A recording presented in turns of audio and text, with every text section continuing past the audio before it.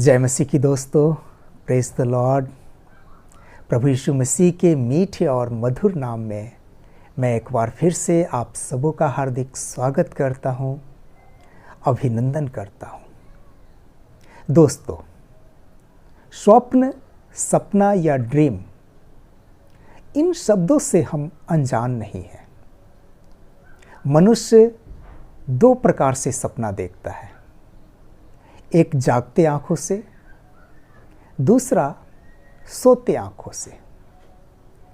जागते आंखों से मनुष्य अक्सर भविष्य के विषय में सपना देखता है, जैसे कि खुद के विषय में कि भविष्य में क्या करना है, कैसे करना है, या अपने बच्चों के विषय में कि भविष्य में बच्चों को पढ़ा लिखा करके क्या बनाना है, नौकरी के विषय में कि पढ़ लिख कर क्या बनना है, शादी के विषय में कि मेरे पसंद की लड़की ऐसी हो या मेरे पसंद का लड़का ऐसा हो। दोस्तों, इस प्रकार के सपना को हम भविष्य की प्लानिंग भी कह सकते हैं। परंतु सोते आंखों से देखने वाला सपना, इस सपना में बहुत कन्फ्यूजन है दोस्तों, बहुत कन्फ्यूजन है सोते आंखों से देखने वाला सपना में, क्योंकि अलग अलग प्रकार के लोग अलग अलग प्रकार से इसकी व्याख्या करते हैं। कुछ लोगों का कहना है कि मनुष्य जब गहरी नींद में सोया रहता है तो उसके शरीर से वायु, प्राण या आत्मा बाहर निकल जाता है और बाहर उसके साथ जो भी घटना घटता है उसे ही वो सपना के रूप में देखता है। तो कुछ लोगों का यह भी कहना है कि सपना निद्रा अवस्था में मस्तिष्क में होने वाली क्रियाएं हैं, कि निद्रा अवस्था में मस्तिष्क में होने वाली क्रियाएं सपना है। तो कुछ लोग यह भी कहते हैं कि सोते समय व्यक्ति की जो मानसिक स्थिति होती है, सोते समय मनुष्य की जो मानसिक स्थिति होती है उसे ही वो सपना के रूप में देखता है।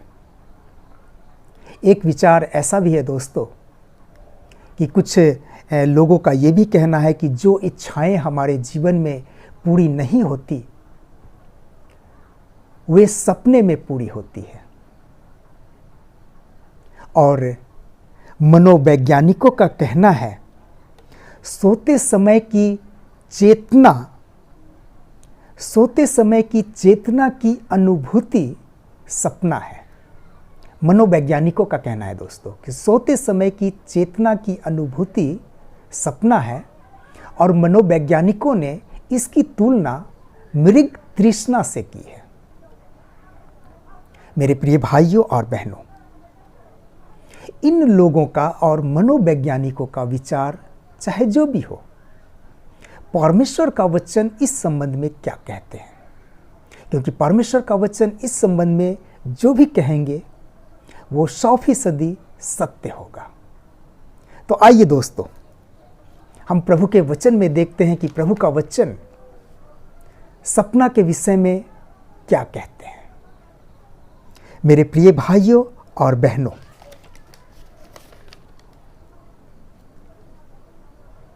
पुराने नियम से लेकर नए नियम तक परमेश्वर पिता अपने नबियों और प्रेरितों से स्वप्न या दर्शन के माध्यम से बातें करते थे। परंतु हम लोग जिस स्वप्न के विषय में बातें कर रहे हैं वो उससे भिन्न है।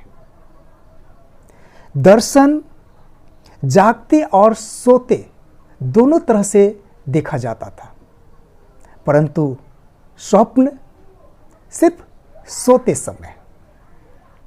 दोस्तों, स्वप्न के विषय में पवित्र शास्त्र बाइबल क्या कहती है, प्रभु का वचन स्वप्न के विषय में, सपना के विषय में क्या कहती है, आइए हम लोग प्रभु के वचन में देखें।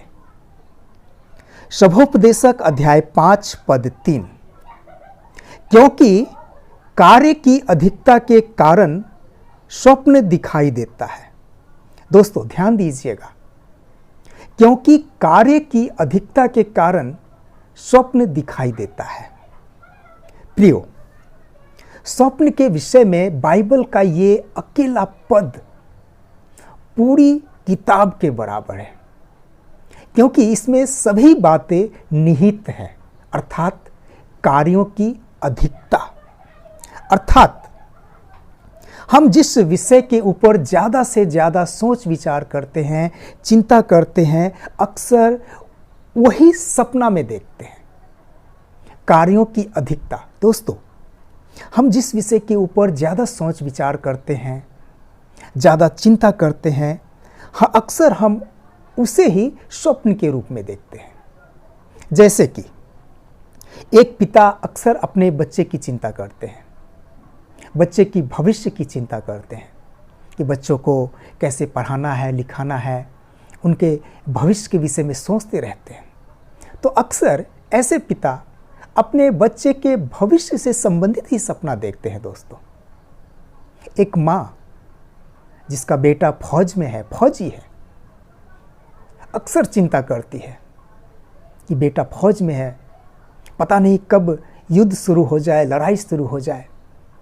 ऐसी माँ अक्सर इस प्रकार का ही सपना देखती है। दोस्तों, एक गृहिणी, एक घर संभालने वाली एक औरत जो घर संभालती है, बच्चों को संभालती है, अपने पति को संभालती है, वो अक्सर अपने घर, अपने बच्चे, अपने पति, अपने घर से संबंधित ही सपना देखती है। दोस्तों, एक प्रेमी या एक प्रेमिका, एक प्रेमी हमेशा अपने प्रेमिका के विषय में सोचता रहता है, और एक प्रेमिका अक्सर अपनी प्रेमी के विषय में सोचती रहती है, और वो अक्सर इससे संबंधित ही सपना देखती है। एक स्टूडेंट, एक विद्यार्थी पढ़ाई लिखाई और क्लासरूम से संबंधित सपना देखता है, क्योंकि पढ़ाई लिखाई और क्लासरूम यहीं पे उसका ज़्यादा समय गुजरता है। दोस्तों, यदि किसी दफ्तर का मैनेजर, किसी ऑफिस का मैनेजर यदि बहुत स्ट्रिक्ट हो, तो अक्सर वहाँ काम करने वाले कर्मचारी अपने सपने में अपने बॉस को देखते हैं डांटते हुए, आज तुम फिर लेट से आए। मेरे कहने का मतलब यह है दोस्तों कि मनुष्य जिस विषय के ऊपर ज़्यादा सोच विचार करता है, ज़्यादा चिंता करता है, या किसी एक ही तरह के कार्य प्रतिदिन करता है, किसी एक ही तरह के कार्य, तो अक्सर उससे संबंधित या उससे मिलता जुलता सपना वो देखता है। ध्यान दीजिएगा दोस्तों, मनुष्य जिस विषय के ऊपर ज़्यादा सोच विचार करता है, ज़्यादा चिंता करता है, या एक ही प्रकार का कार्य वो प्रतिदिन करता है, तो उसी से संबंधित या मिलता जुलता सपना वो देखता है। एक सर्वे रिपोर्ट के अनुसार दोस्तों, एक सर्वे रिपोर्ट के अनुसार 98.2% लोग वही सपना देखा जो पिछले 7 दिनों में उसने सोचा था, पढ़ा था या देखा था। पिछले 7 दिनों में जो वो सोचा था, देखा था या पढ़ा था, वही सपना वो देखा। ये एक सर्वे रिपोर्ट बताती है कि 98.2% लोग वही सपना देखा जो उसने पिछले 7 दिनों में सोचा, देखा या पढ़ा था।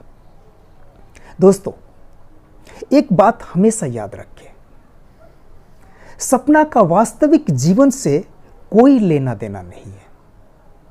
सपना का वास्तविक जीवन से कोई लेना देना नहीं है।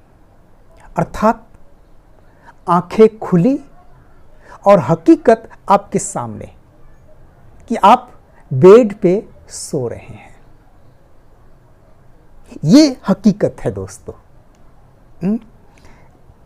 अय्यूब अध्याय 20 पद 8, अय्यूब अध्याय 20 पद 8 में हम इस प्रकार पढ़ते हैं, वह स्वप्न के समान लुप्त हो जाएगा और किसी को फिर न मिलेगा।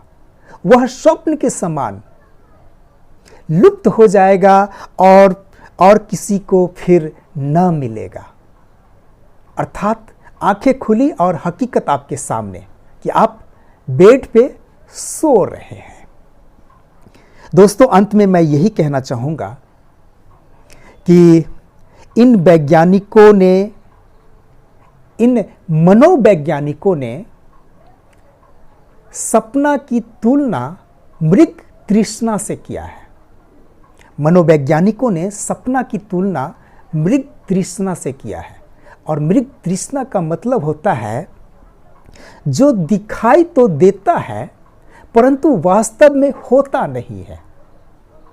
मृग तृष्णा इसका मतलब है जो दिखाई तो देता है परंतु वास्तव में होता नहीं है। अर्थात सपना एक प्रकार का विभ्रम है। आंखें खुली और हकीकत आपके सामने है कि आप बेड पे सो रहे हैं। तो प्रभु सहायता करे, मदद करे दोस्तों, प्रभु के वचन की रहस्यों को समझने के लिए, जानने के लिए। प्रभु हम सबको बहुतायत से आशीष प्रदान करे, बुद्धि और ज्ञान प्रदान करे। आमीन। जय मसीह की। दोस्तों, यदि मेरा ये वीडियो आपको अच्छा लगा हो, आप कुछ सीखे हो, अपने जीवन में आशीष पाए हों, तो ज़रूर सब्सक्राइब कीजिए, लाइक कीजिए, कमेंट कीजिए, अपने दोस्तों के साथ, विश्वासी भाई बहनों के साथ शेयर भी कीजिए। फिर मिलते हैं दोस्तों अगले वीडियो में। तब तक के लिए जय मसीह की। प्रभु आप सबको सुरक्षित रखे।